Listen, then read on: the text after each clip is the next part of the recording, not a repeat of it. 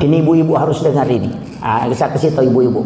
Melayani suami dengan ikhlas menyebabkan suami sangat ridho, itu pahalanya sama dengan umrah 1 kali.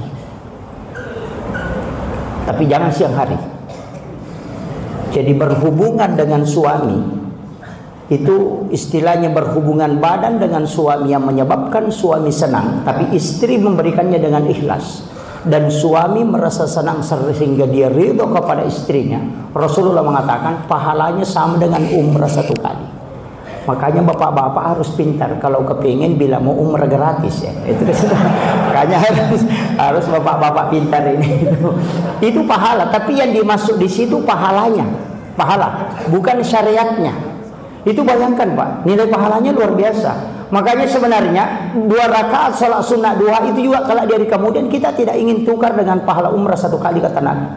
Seandainya nanti pahala salat duhamu 2 rakaat, nanti pahala umrah 1 kali, itu dibandingkan dengan apa yang kau lakukan 2 rakaat dengan umrah yang dilakukan orang, itu kalau dari kemudian kau tidak mau tukar, kata Nabi. Itu hadis sahih Pak. Saking tingginya nilai pahalanya. Makanya karena sebenarnya kita di situ kalau mau dapat nilai umrah, kenapa saya sering mengatakan kalau tidak bisa umrah ya jangan juga terlalu bolak-balik Pak pergi umrah.